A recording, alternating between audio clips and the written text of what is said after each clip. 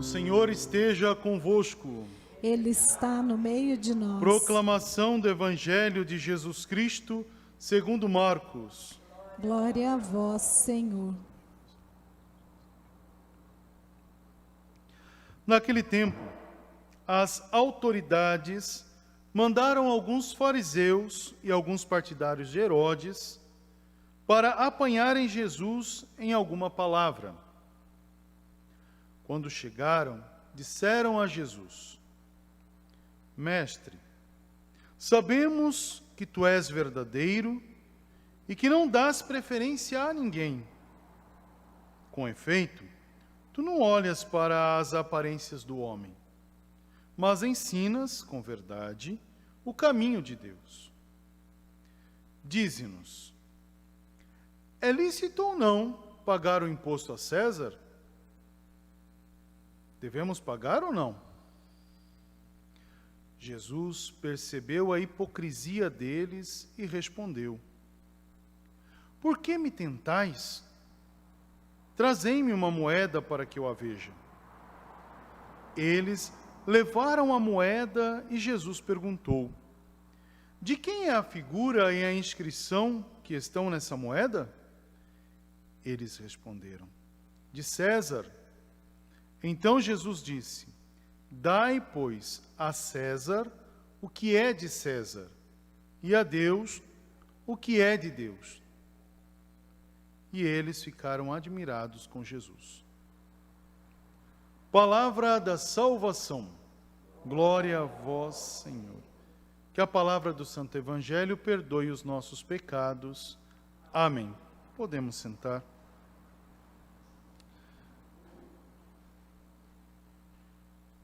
Queridos irmãos e irmãs, nós estamos diante de uma palavra tão importante.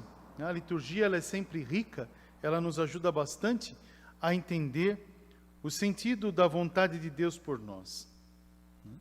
Hoje a palavra evoca bastante a dinâmica da justiça e o fruto dessa justiça, a verdade.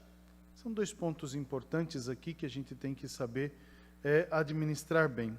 Veja que interessante a leitura de Tobias, do livro lá de Tobias. Tobias relata um fato que acontece com ele, fica doente, pela questão ali do lugar onde ele vai dormir, depois está na festa, passando a festa de Pentecostes. Em Pentecostes acontece essa ação em Tobias, ele está numa festa judaica e é acometido por uma enfermidade provocada pelo animal, pelo passarinho, os pardais.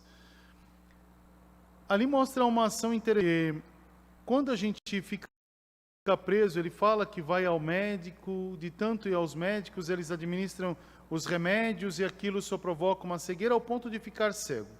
O que acontece com a pessoa que não encontra uma solução para a sua realidade? Ela tende a ter alguns pontos de reflexão.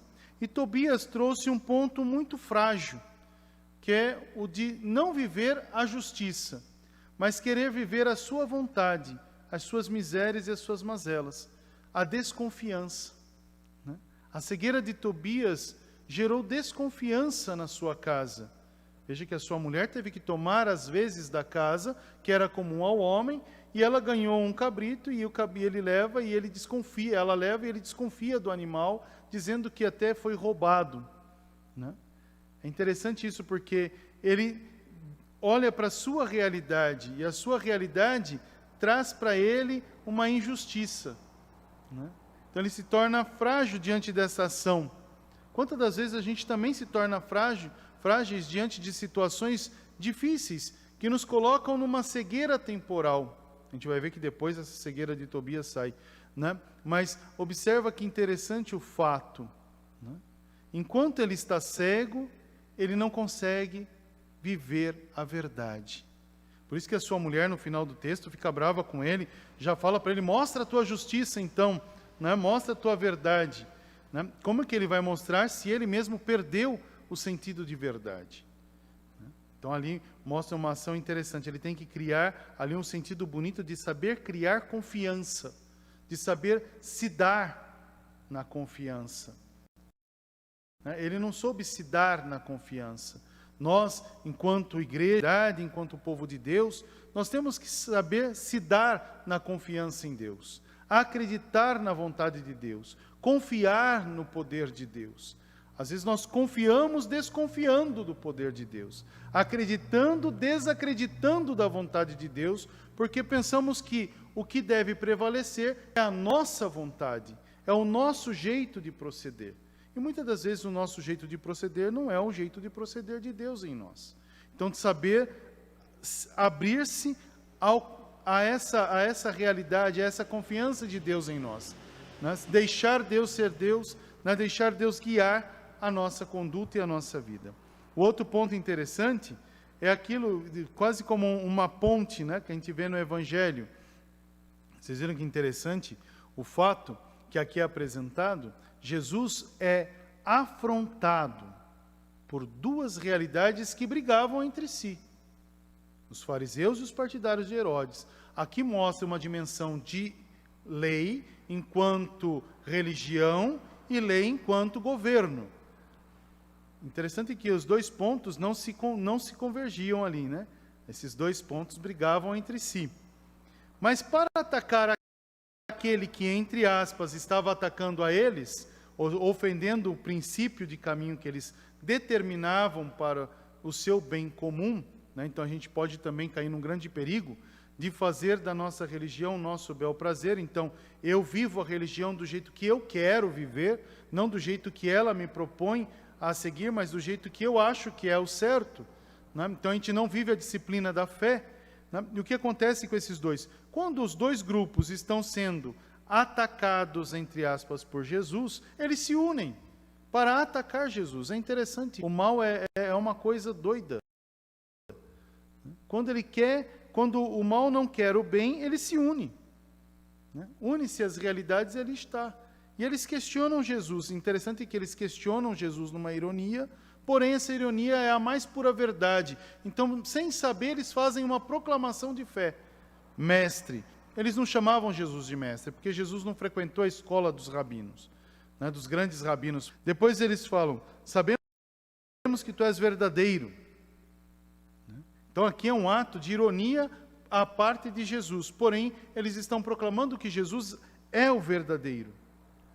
Ele fala sobre uma ação que Jesus não escolhe, não faz, né, não tem preferência sobre A, B ou C, ele ama. Então a verdade nos traz a justiça, e a justiça de Deus é o seu amor para com os seus. Aí ele fala: é lícito ou não pagar o imposto a César? Essa é a questão. E Jesus fala: olha, vocês me tentaram. Aqui a tentação não é um negócio de dizer assim: isso aqui está me fazendo administrar ou adquirir um prazer meu. Aqui está dizendo uma ação demoníaca. Vocês estão me tentando, quer dizer, vocês estão jogando mal sobre mim. E qual era o mal? Se Jesus Cristo concordasse em não pagar o tributo a César, que era o imposto, o que ele estaria? Ele seria condenado pelo Império Romano, porque estava querendo não viver aquilo que era determinado viver, o pagar o imposto. Se ele dissesse, sim, temos que pagar o imposto a César, ele estaria indo contra a lei judaica, contra os partidários de Herodes e também os fariseus. Então quer dizer que eles colocaram Jesus num famoso checkmate. Olha que interessante. Agora, Jesus não é a verdade? Jesus não é a justiça? Jesus vai usar da própria palavra, né, do termo do antigo Israel, ele vai pegar Gênesis para responder tudo isso. Primeiro ele chama da moeda. O que está na matéria? Né? O que é da matéria devolve-se à matéria. Então, se eu sou apegado, vocês devem ser justos. Então, se na esfinge diz César, dai a César o que é de César. Então, Jesus Cristo não se opôs a essa realidade, mas cumpriu uma norma que era natural viver. Aqui ele está dizendo, se você é material, seja material. Então, dê o material para quem é material. Né? Mesmo se você gosta ou não de César, o que é justo tem que ser justo. Agora, ele fala, dai a Deus o que é de Deus. É interessante esse fato. Não quer dar a Deus o que é de Deus. E o que é de Deus para devolver a Deus? A nossa existência. Nós somos, como diz o Gênesis, Deus criou o homem, né? Ele fala assim, façamos o homem à nossa imagem. Então somos reflexo da Santíssima Trindade, a imagem de Deus. Então, se damos a César o que é de César, temos que dar a Deus o que é de Deus. A nossa vida a Deus pertence. Então, confiar a Deus a nossa existência. E não a Deus a nossa existência e cruzar os braços. Confiar a Deus a nossa existência e se colocar a serviço de Deus para a salvação da humanidade, da comunidade. Ser Jesus para o outro. Ser a alegria de Deus. O que é Deus em nós? O que é Deus em nós, eu tenho que ser para o outro. Né?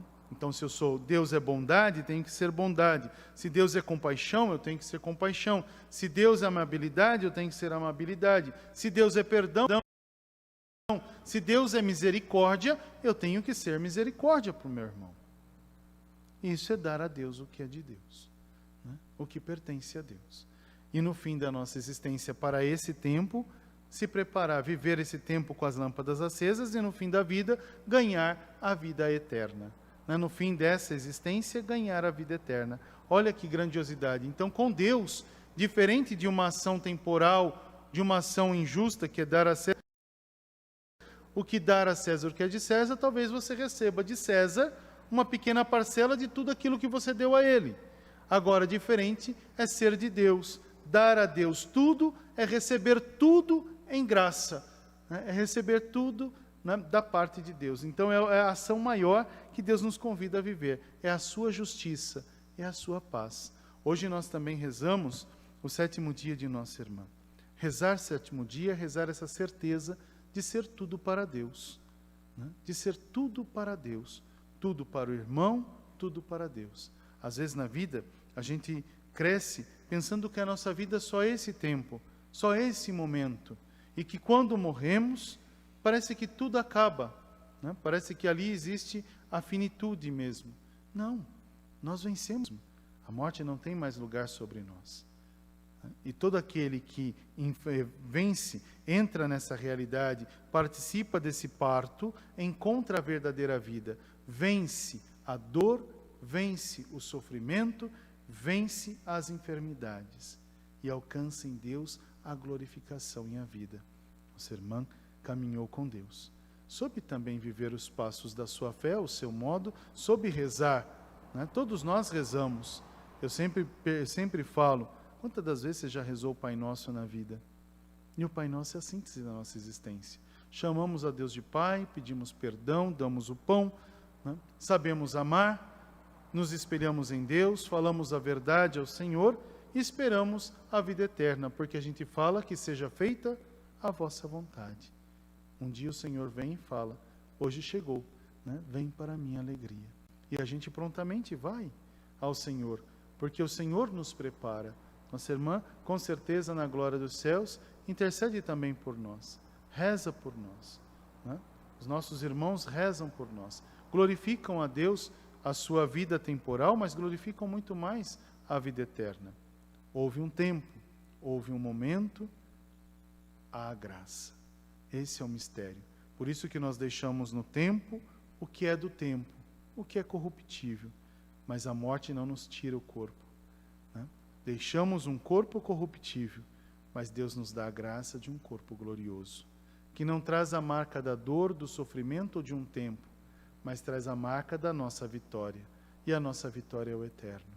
Então, a gente pode dizer assim, qual beleza maior é essa, Senhor? Porque a gente não morre, apenas vamos para o lado de lá, para o eterno. Né? Mas continuamos presentes com aqueles que aqui estão. Rezamos, somos lembrados, também lembramos, amamos, né? Essa é a certeza. E nós temos que, nós que ficamos, guardar não só uma lembrança como algo passado, mas sempre fazer memória, sempre atualizar a memória. Não quer dizer chamar para si, mas trazer essa certeza de compromisso. Então, um legado a gente deixa. Esse legado deve ser continuado. Então, por isso que a gente tem a alegria, Deus nos dá a alegria de crescer, de dar vida, gerar vida, produzir, né? Ter a nossa história e alcançar a alegria do céu. Percorreu a corrida da fé, guardou a sua fé e agora recebe a coroa da vitória. que descanse em paz no paraíso. E nós que aqui ficamos, que possamos verdadeiramente nos consolar com estas palavras de fé. Feliz o homem que respeita o Senhor, que na firme confiança em Deus alcança a salvação. Louvado seja o nosso Senhor Jesus Cristo. Para sempre seja louvado.